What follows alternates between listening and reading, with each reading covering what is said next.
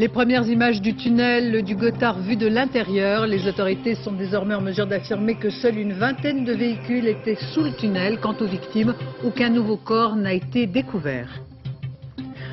Aux États-Unis, des traces du bacille du charbon découvert à l'intérieur même de la CIA, des spores également présents dans un centre de tri à l'extérieur de la Cour suprême. Et puis sur le terrain en Afghanistan, le commandant Abdullah, l'un des hommes clés de l'après-taliban en mission, a été capturé et exécuté selon les talibans. Les départs pour les vacances de la Toussaint, l'appel à la prudence de la sécurité routière. Bison futé, voyez cette journée orange, pas de grosses difficultés, mais attention aux excès de vitesse. Et puis en escrime, le retour de Laura Flessel, la championne dopée par sa récente maternité, brille aux éliminatoires du championnat du monde. Portrait dans ce journal. Madame, Monsieur, bonsoir. Les sauveteurs et les familles attendaient avec impatience l'accès dans la zone rouge du tunnel du Gothard où s'est produit l'accident.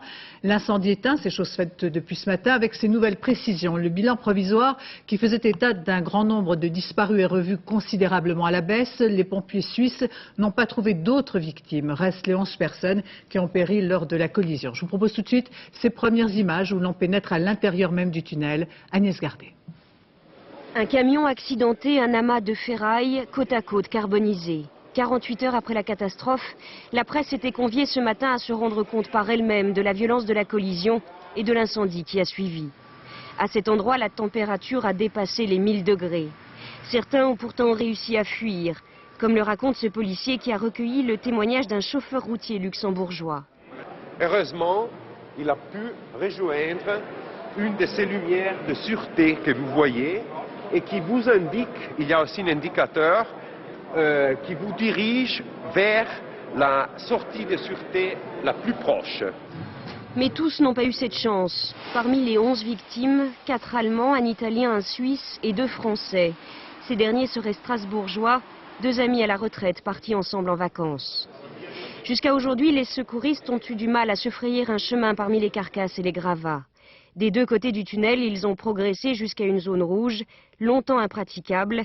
À l'intérieur s'y trouvaient 7 camions et 5 voitures. Dans les voitures, il n'y a pas de personnes. Et on sait quand même qu'il y a des personnes qui se trouvaient dans la zone rouge et qui sont sorties. Pas de nouvelles victimes donc dans la zone de l'accident, mais les interrogations demeurent sur le sort d'une centaine de personnes portées disparues. Elles n'auraient, selon leurs proches, plus donné signe de vie depuis l'accident. Les familles des victimes qui sont arrivées sur les lieux de l'accident, la douleur de ceux qui ont perdu des êtres chers lors de la catastrophe et l'épreuve qui les attend, la reconnaissance des corps. Mais d'abord, les témoignages des rescapés qui racontent la tragédie au moment de l'impact. Reportage Isabelle Quintard, Virginie Yadot. Manuel Parra n'a rien pu faire pour sauver son ami. Il était avec lui dans son camion au moment de l'accident. Très vite, leur camion a été bloqué par la file de véhicules et le feu a commencé à se propager. Pris de panique, ils ont alors décidé de sortir de la cabine. On courait ensemble et à un moment donné, il s'est arrêté. Il m'a dit qu'il devait retourner chercher ses papiers et sauver le camion du feu.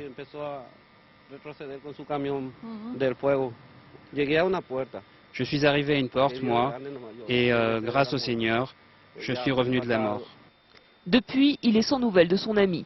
Comme lui, les proches des victimes affluent nombreux à la cellule psychologique à la recherche d'informations. 2 Français sont portés disparus, 2 retraités de 63 et 67 ans.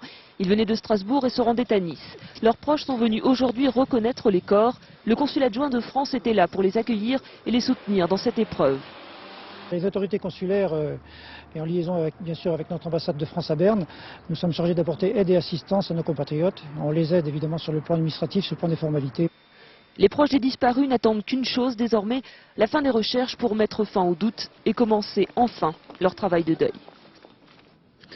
Le tunnel du Gothard était réputé pour sa sécurité, mais 48 heures après la tragédie, force est de constater que bien des systèmes mis en place étaient insuffisants et l'on comprend mieux pour quelles raisons ce tunnel restait potentiellement dangereux lorsqu'on écoute le récit de son concepteur, celui qui l'a dessiné et qui affirme qu'à l'origine, il devait comporter 2 voies de circulation dans chacun des sens. Yann Fronti, Delphine Detry. Son visage exprime toute sa douleur, son amertume. L'air grave, il contemple la maquette de son œuvre la plus importante. Giovanni Lombardi est le concepteur du tunnel du Gothard. Il y a plus de 30 ans, il avait imaginé un projet colossal, le tunnel le plus long du monde avec 2 tubes. Malheureusement, son projet n'a jamais vraiment été achevé. Ici, on a construit 2 voies au lieu de 4, et ce, malgré toutes ces mises en garde. Alors aujourd'hui, son émotion est immense. C'est une réaction de grande tristesse parce que, à cause du nombre de victimes, le nombre de victimes n'est pas encore déterminé finalement, mais enfin il est quand même élevé. Et d'autant plus que c'était prévisible, disons. C'était prévisible parce que la capacité du tunnel à 1 voie, comme il a été construit, a été surpassée. En 20 ans, en effet, le trafic dans le tunnel a quadruplé pour atteindre 7 millions de véhicules par an, dont plus d'1,5 million de poids lourds avant la catastrophe. Un trafic devenu ingérable sur une seule voie. Mais l'élargissement, lui, aurait coûté très cher. C'est clair que le 2e tunnel représente une dépense de 800 millions de francs suisses, ce qui est à peu près 3,5 milliards de francs français. Et alors, évidemment, les financiers hésitent devant cet investissement important. Des oppositions, il y en a eu aussi d'ordre politique dans cette région. Ici, ils ont été nombreux, écologistes en tête, à refuser que l'on perce une autre voie. C'est une réponse qu'on doit donner dans une autre direction, c'est-à-dire de pousser beaucoup plus le rail et de réduire la portée surtout des trafics poids lourds sur les routes. Aujourd'hui, le ferroutage est donc l'une des solutions proposées. Le tunnel de Gothard, quant à lui, devrait bien sûr rouvrir, mais pas avant plusieurs semaines et surtout dans d'autres conditions. Et en direct du tunnel du Gothard, Virginie Fichet, avec de nombreuses précisions ce soir. La conférence de presse des autorités et des secours appelle à un point plus précis sur le nombre de véhicules et sur le bilan. Il est vrai que les autorités, Béatrice, ont revu leurs chiffres largement à la baisse ce soir. Après vérification et recoupement, il s'avère qu'il n'y aurait pas eu une centaine de véhicules bloqués dans le tunnel au moment de la catastrophe, comme on l'a cru un moment, mais seulement, si l'on peut dire, 23 véhicules, dont 13 poids lourds. Alors mathématiquement, ce constat laisse un espoir et porte à croire que le bilan, même s'il s'alourdit, n'atteindra pas les proportions catastrophiques que l'on redoutait. Il reste également ce soir non plus 123, mais 113 personnes, dont les familles cherchent toujours à avoir des nouvelles, simplement parce qu'elles devaient emprunter ce jour-là cet itinéraire. Parmi ces disparus, plusieurs se sont d'ailleurs manifestés aujourd'hui. Parmi elles, un chauffeur routier rescapé, lui, de la catastrophe. Et Virginie, quel sera le calendrier des jours à venir ? Eh bien, dès lundi, un groupe d'experts de l'Université de Lausanne va pénétrer dans le tunnel et procéder aux premières constatations pour tenter d'élucider les causes de l'incendie. Également, une cellule de la police suisse spécifiquement chargée de l'identification des victimes de catastrophes effectuera des relevés. Au total, 1 semaine de travail environ et peut-être la première sortie des véhicules au milieu de semaine. Merci Virginie. Et voilà reposée la question de la dangerosité des tunnels empruntés par les poids lourds. Après le drame du Mont-Blanc en mars 99, la catastrophe du Gothard met une fois de plus en lumière les erreurs de conception ou les insuffisances. Vous voyez en France aujourd'hui ces photos instantanées des différents tunnels qui ne sont pas toujours aux normes, même si des améliorations sont en cours. Christophe Nédart, Florence Greffon. Le tunnel du Lioran dans le Cantal. Cet édifice construit au 19e siècle est l'un des tunnels à risque en France. 7 d'entre eux sont tout particulièrement surveillés. Croix-Rousse, Arnouet, le col de Tende, le Mont du Chat, puis Morins, Sainte-Marie-aux-Mines et donc Lioran. Circulation de poids lourds, manque de galeries de secours, mauvaise ventilation, les dangers ne manquent pas. La France se trouve face à un chantier gigantesque. Depuis la catastrophe du Mont-Blanc en 99, des travaux très longs sont effectués dans ces tunnels. Le tunnel du Mont-Blanc justement, qui est toujours au centre des discussions. Car après le drame du Gothard, se pose à nouveau la question de sa réouverture. Et ce soir, pour une fois, les ministres des Transports et de l'Environnement paraissent d'accord. Nous sommes déterminés, je le dis, à ce que la réouverture du tunnel du Mont-Blanc ne se fasse que dans les conditions optimales de sécurité. Et je souhaite qu'elle le soit le plus rapidement possible. Alors est-ce que ce sera avant la fin de l'année ou dès les premiers mois de l'année 2002 ? Je ne suis pas en capacité de le dire parce que d'abord je veux avoir les assurances. Le gouvernement va beaucoup réfléchir sur ces conditions de sécurité dans le tunnel du Mont-Blanc et que s'il faut prendre une décision, eh bien elle sera forcément retardée, elle ne sera pas en novembre. Maintenant que le gouvernement parle d'une même voix, reste à se mettre d'accord avec l'Italie. Jean-Claude Guessot rencontre en ce moment son homologue italien pour parler de la réouverture du tunnel transalpin. On vous le disait, les experts français dénoncent la conception et le manque de sécurité d'un certain nombre de tunnels. L'exemple dans les Alpes-Maritimes du tunnel de Tende, construit à la fin du 19e siècle. Il pourrait devenir un piège mortel parce que trop étroit. Reportage Yannick Aroussi, Christophe Larocca. C'est souvent très délicat. Bien calculer la trajectoire, rouler au pas. À cette condition, un poids lourd peut croiser une voiture dans le tunnel de Tende. Largeur 6 mètres, construit en 1882 pour le passage des charrettes à cheval. Et les gens, ils nous voient y arriver, ils se serrent pas, ni rien, ils restent au milieu, et c'est pas évident, hein, c'est pas évident. La circulation des poids lourds s'effectue en alternance. Le transport des matières dangereuses est interdit. Le système de détection incendie vient d'être complètement remanié. Une conduite amène de l'eau sous pression dans le tunnel. Enfin, dans la moitié seulement, côté français. Mais malgré toutes ces améliorations, le problème est structurel. Il n'y a pas la possibilité d'avoir des issues de secours en cas d'incendie, mais actuellement des études sont menées et à terme une galerie de secours devrait être réalisée en parallèle du tunnel.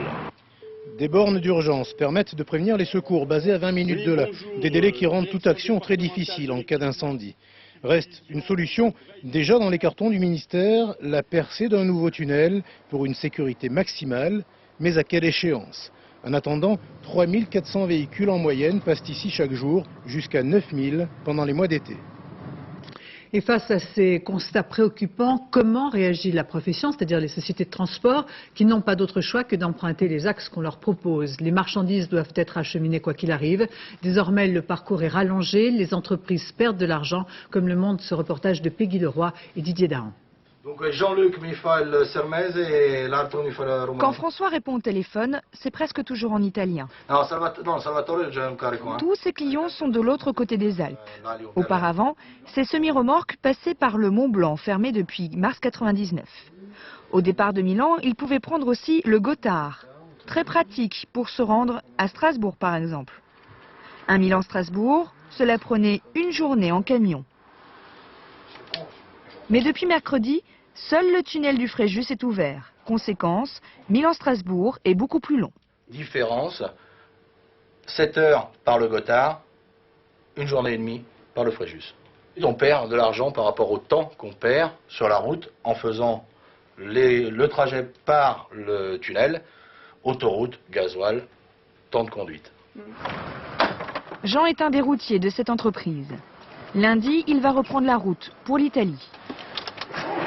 Il devra emprunter le tunnel du Fréjus, quelques kilomètres qu'il appréhende particulièrement, surtout quand il croise un autre camion. On descend à 30-40 km/h parce que les rétros ils passent à 10 cm. Les rétroviseurs. Alors, il faut pas grand-chose pour avoir une connexion pour s'accrocher. Hein. Vous êtes confiant quand vous rentrez dans un tunnel aujourd'hui? Pas de trou, non. Depuis la fermeture des tunnels du Mont Blanc et du Gothard, la circulation poids lourd du Fréjus a été multipliée par 2, comme le temps d'attente pour les routiers. Dans l'actualité de ce vendredi, les premiers départs pour les vacances de la Toussaint. Une journée classée orange par Bison Futé. Pas de grosses difficultés à signaler, mais la Toussaint est réputée comme la période la plus meurtrière sur les routes. Après les mauvais chiffres du mois de septembre, les appels à la prudence de la sécurité routière et la peur du gendarme. Au péage de Saint-Arnoux sur l'autoroute A10, Zindine Boudaoud et Vincent Ferreira. Le nouveau visage de la gendarmerie. Des yeux de lynx pour mieux repérer les conducteurs hors la loi. La vitesse s'est calculée en temps réel par ces jumelles révolutionnaires. Un rayon laser pointe le flot de véhicules à 800 mètres du péage de Saint-Arnoux sur l'autoroute A10. Là, 117 km/h au lieu des 90 autorisés. Vous voulez à combien? Vous connaissez Vous savez que c'est à 90 km/h ici? Je fais très attention parce qu'en fait on a entendu à la radio que c'était la semaine de la prévention et c'est vrai que je faisais très attention et puis là j'ai eu une seconde d'inattention si on peut dire. Après le bouchon de Paris, on essaye d'aller un petit peu plus vite et puis on a vite dépassé de 10 ou 20 km/h la vitesse limite. Les gendarmes sont intervenus très souvent cet après-midi. Des vitesses excessives, des ceintures oubliées. Quant à ce conducteur, il téléphonait au volant. Je ne téléphone jamais quand je roule sur la route, c'était juste avant le péage. Montant de la contravention, 150 francs. Quand nous prenons des gens qui roulent vite ou qui n'ont pas leur ceinture de sécurité ou qui téléphonent au volant, nous essayons d'abord de leur expliquer quelle peut être la conséquence de leur acte et on essaie sûrement de leur faire comprendre qu'il vaut mieux arriver vivant. Dans les airs comme sur les routes, rien de grave à signaler. La circulation est fluide, très éloignée des périodes de pointe où plus de 7000 véhicules par heure sont comptabilisés à ce péage. Ce sera sans doute le cas mercredi et jeudi, 2 jours de départ classés rouges par bison futé. En Corse, nouvel assassinat dans les milieux nationalistes et une fois encore, c'est un proche de Santoni qui a été pris pour cible. L'homme a été exécuté ce matin alors que le ministre de l'Intérieur était attendu pour une visite de 2 jours sur l'île. Stéphane Bretner. Il n'avait aucune chance de s'en sortir. Vers 7 h ce matin, Nicolas Gros se rend à une partie de pêche. Il vient de quitter son domicile, des tueurs l'attendent et l'abattent dans sa voiture. 12 balles pour une exécution en règle dont la date n'est pas innocente. Daniel Vaillant est arrivé en Corse cet après-midi. L'assassinat de Nicolas Gros ressemble donc à un message à destination du gouvernement. Ce crime doit être, comme les autres, élucidé, c'est-à-dire qu'il faut retrouver et identifier les auteurs et faire en sorte qu'ils puissent être ensuite déférés à la justice pour être jugés. Nicolas Gros était un membre présumé d'Armata Corsa, l'organisation clandestine dirigée par François Santoni, lui aussi assassiné en août dernier. Membre du FLNC au milieu des années 90, Nicolas Gros avait été condamné pour le racket du propriétaire du golfe de Spérone en janvier 2000. Mais depuis quelques années, ce pâtissier semblait s'occuper d'affaires douteuses. Depuis 6 mois, la Corse vit au rythme des règlements de compte. Nicolas Gros est le 11e homme assassiné depuis le début du mois d'avril. Dans la plupart des cas, ce sont d'anciens proches de François Santoni qui sont tombés. Et voilà que l'on reparle de la Brise de Mer, l'organisation criminelle la plus importante de l'île, soupçonnée d'éliminer ses rivaux. Ce soir, la division antiterroriste n'a pas été saisie. Les enquêteurs se dirigent donc vers la piste du grand banditisme. L'actualité internationale essentiellement dominée par la situation aux États-Unis et en Afghanistan. D'abord, l'exécution ni confirmée ni démentie par le Pentagone du commandant Abdulhak. Ce moudjahidine, héros de la guerre contre les soviétiques, était considéré comme un homme clé de l'après-Taliban. Il était en mission lorsqu'il a été capturé en Afghanistan et semble-t-il exécuté si l'on en croit les talibans. Philippe Rochaud, Sylvain Giaume. Une villa déserte et un garde incrédule après l'annonce de l'exécution de l'homme qu'il protégeait. La disparition d'Abdulhak est un coup dur pour l'opposition afghane.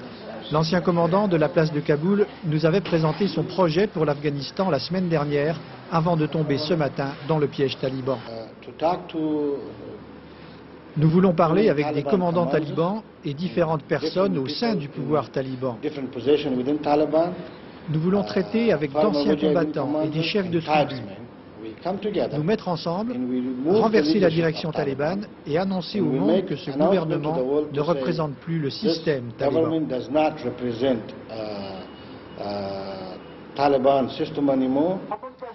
Les pro-talibans de Peshawar ont appris la nouvelle de la capture d'Abdulhak à la fin de la prière du vendredi, et c'était pour s'en réjouir. Car Abdulhak avait sur lui des dollars pour convaincre les tribus pashtunes de se retourner contre les talibans.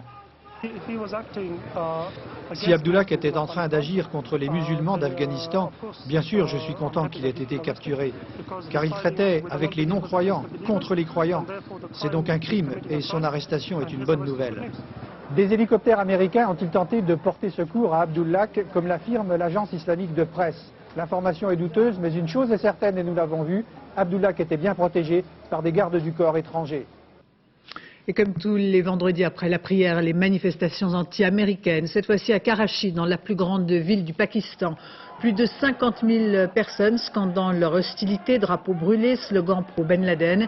Il s'agit de la manifestation la plus importante depuis le début des frappes sur l'Afghanistan. 5 000 policiers étaient sur place pour contenir le cortège.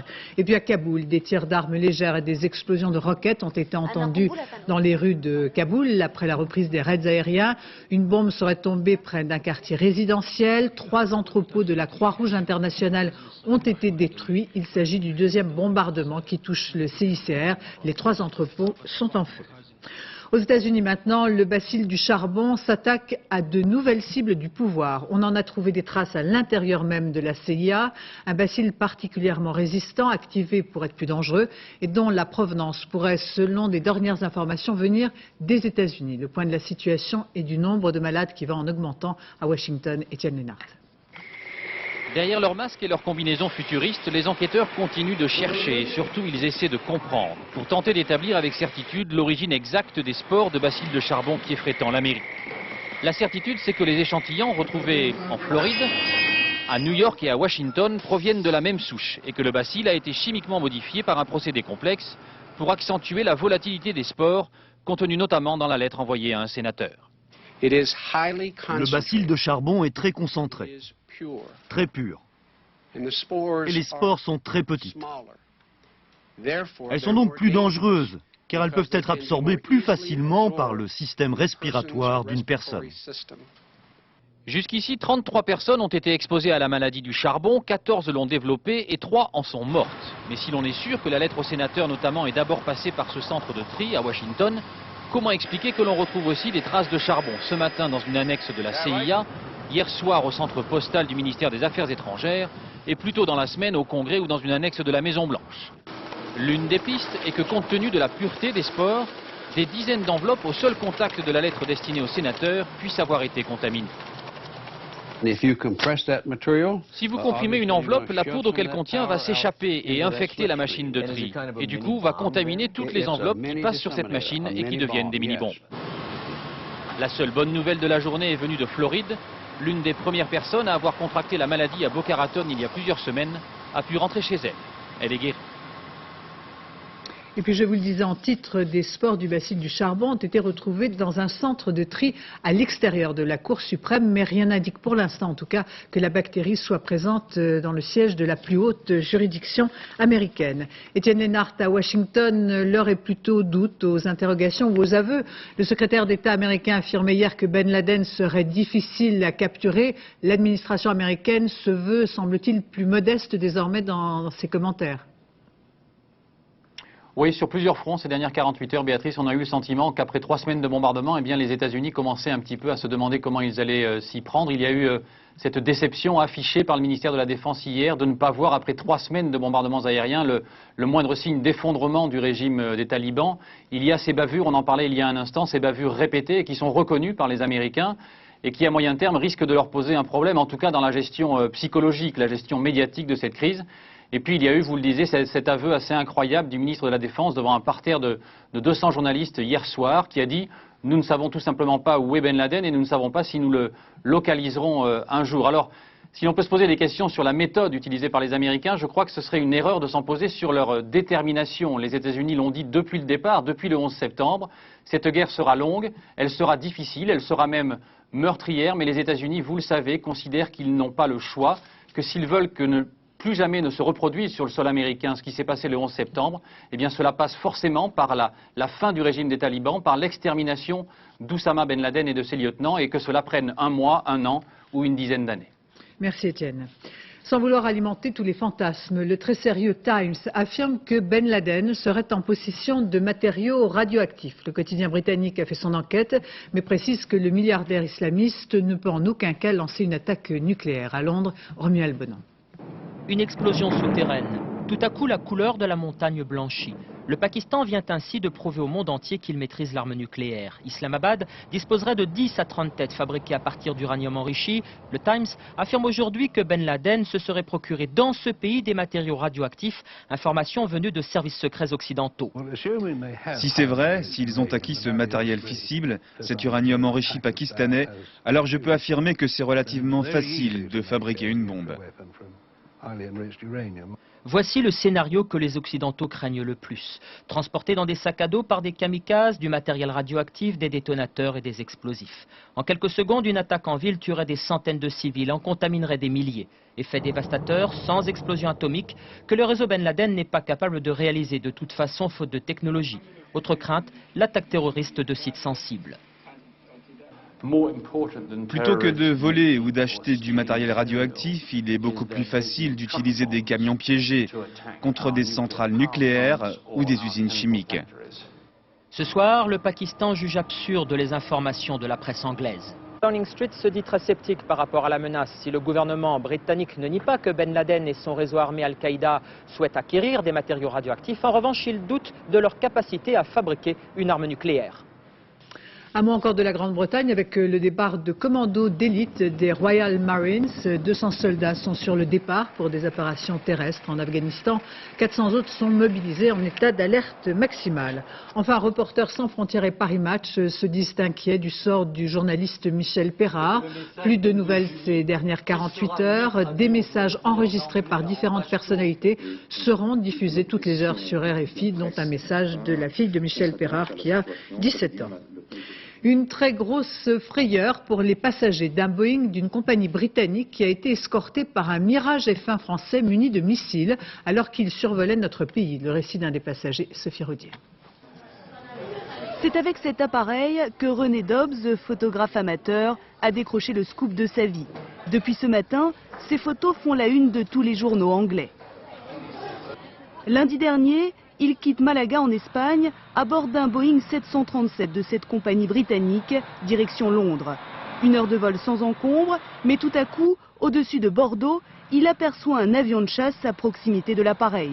À bord, c'est la panique. Comme les 126 passagers, il croit à un détournement et réalise ses clichés. Bien sûr, on a de suite pensé aux événements du 11 septembre. Et tout le monde disait, qu'est-ce que cet avion militaire fait là? Que peut-il nous arriver? Qu'est-ce qui peut se passer? C'était vraiment la peur générale. En fait, le pilote du Boeing était en panne de radio. Pour les contrôleurs aériens, c'est une alerte. Ils se mettent en relation avec l'armée de l'air. Il y a dialogue entre le contrôleur civil et le contrôleur militaire, et en fonction de la situation, eh bien, le centre de conduite des opérations aériennes fait décoller un avion en alerte qui va se porter auprès de l'avion en difficulté. Une procédure assez courante qui arrive une 50aine de fois par an, le plus souvent pour secourir des avions de tourisme égarés. Le ministère de la Défense a décidé il y a une semaine de protéger les sites sensibles. Aujourd'hui, 4 batteries de missiles Crotale ont été déployées autour de l'usine de retraitement de déchets nucléaires de La Hague. Ce système fait partie des mesures de renforcement de la sécurité aérienne. Delphine Orvillère. 4 batteries de missiles du système Crotale, ce sont eux qui veillent depuis cet après-midi sur la sécurité de La Hague, l'usine de retraitement des combustibles irradiés. Une mesure de renforcement de la sécurité autour des installations nucléaires, une semaine après la mise en place des radars qui surveillent en permanence l'espace aérien. Le convoi militaire avait quitté Cherbourg peu après 15h30. C'est là, à 25 km de l'usine, que les missiles étaient entreposés depuis environ 48 heures. Vers 17h45, arrivée du convoi qui stationne pour l'instant sur un champ à l'extérieur de l'usine. Mais la stratégie de défense prévoit que ces batteries ne restent pas toujours en veille sur un même emplacement. Depuis la semaine dernière, aucun avion n'a le droit de survoler l'usine sans s'identifier dans un rayon de 30 km. Dans le cas contraire, des avions de chasse tenteront de l'intercepter. S'ils n'y parviennent pas, les missiles entreront en action. Leur portée est de 8 km. En Israël, il semblerait que l'armée soit prête à retirer à partir de demain soir ses troupes du secteur de Bethléem en Cisjordanie, dans cette zone autonome palestinienne, à condition que la sécurité de ses habitants soit garantie.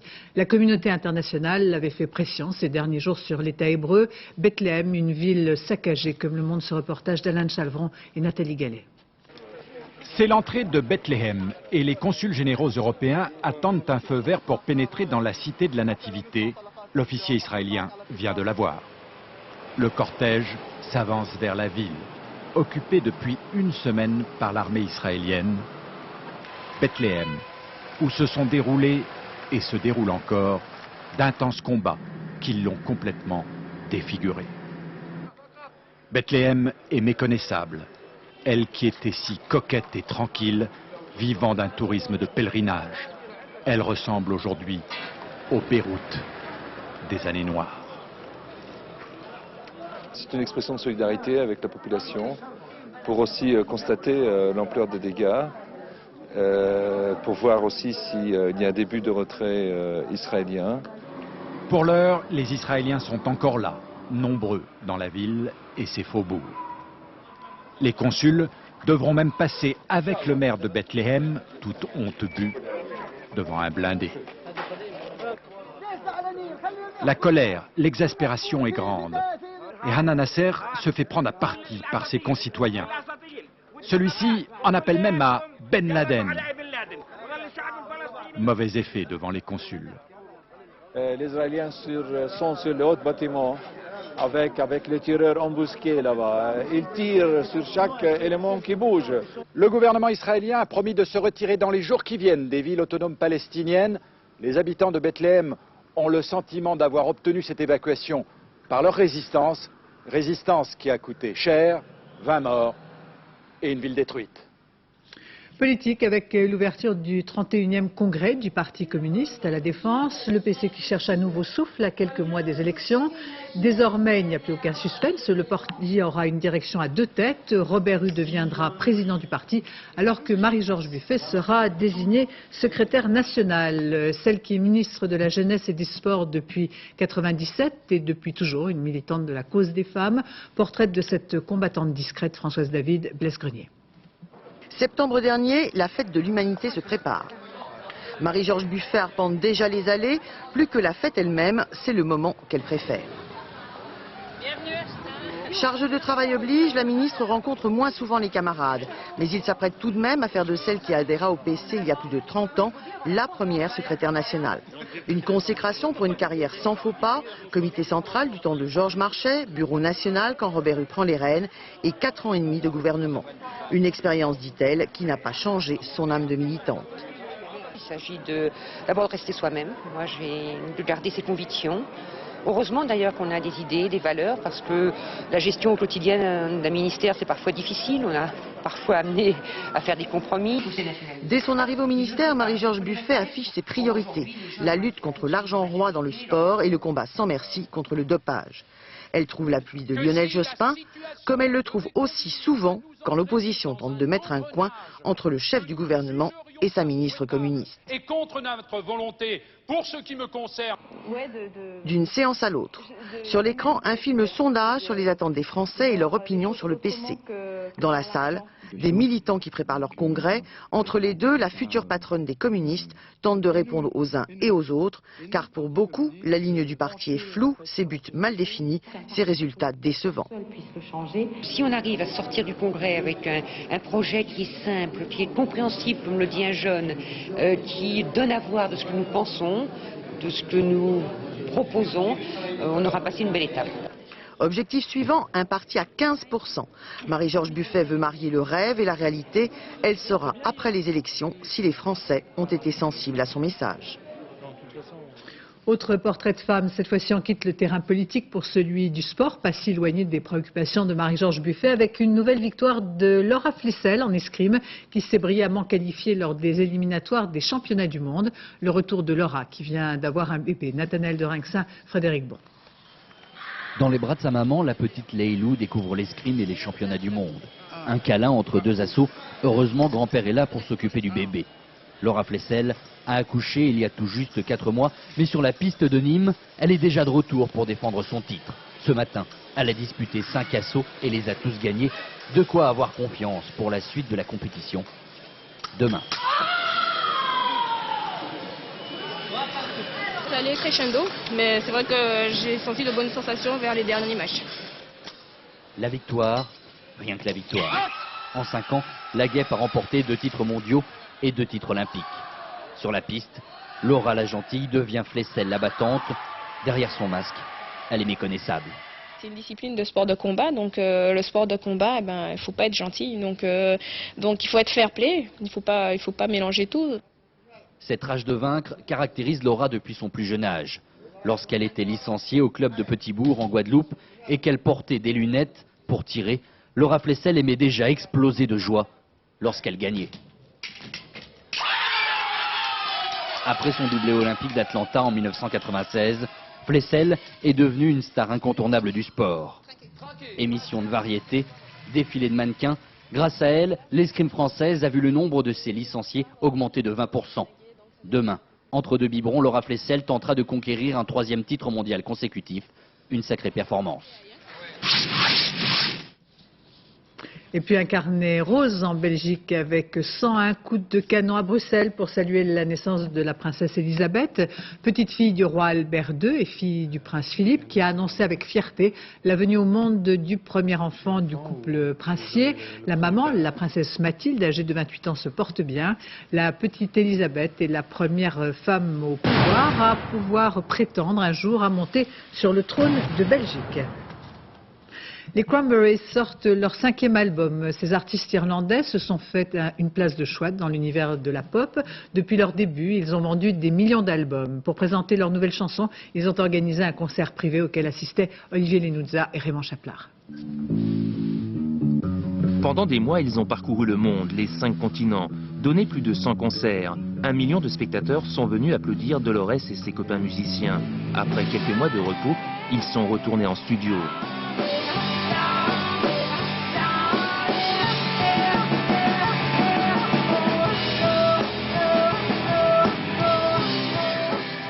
Les Cranberries, l'un des groupes phares de la scène internationale qui décrocha le pompon La Super Cagnotte en 1994 avec le tube Zombie. Aujourd'hui, sorti d'un nouvel album, le 5e, un disque produit à Dublin, dans leur pays.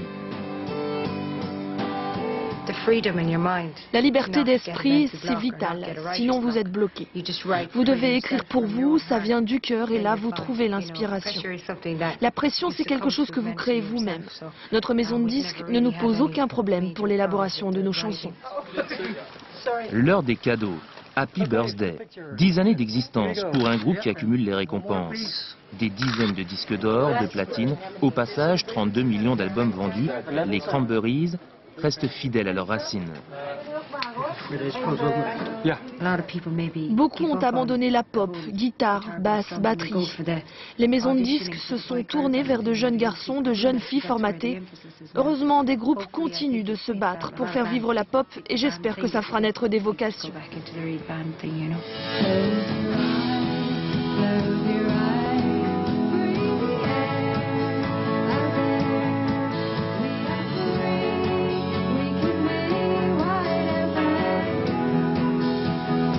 À Amsterdam, les Cranberries ont offert à leurs fans l'un de leurs nouveaux titres. La musique n'est pas révolutionnaire, pourtant le charme opère. Les Irlandais débonnaires ont tout simplement trouvé leur voix, celle de Dolores, dans l'univers de la pop. Ainsi se termine ce journal. Je vous rappelle les 2 principaux titres. Les premières images du tunnel du Gothard vues de l'intérieur.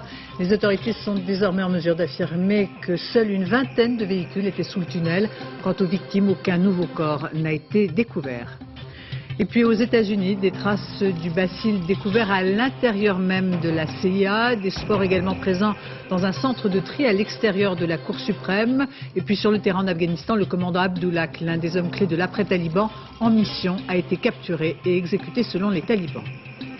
Dans un instant, la météo Patrice Drevet, puis le point route Valérie Maurice. 20h55, votre soirée polar avec PJ et avocats associés. 0h25, le dernier journal Jean-Claude Renaud. Demain 7h dans Thé ou Café, Catherine Sellac reçoit l'écrivain Daniel Picouli. Quant à moi, j'aurai le plaisir de vous retrouver dès 13h. Je vous remercie de votre attention. Excellente fin de soirée sur France 2.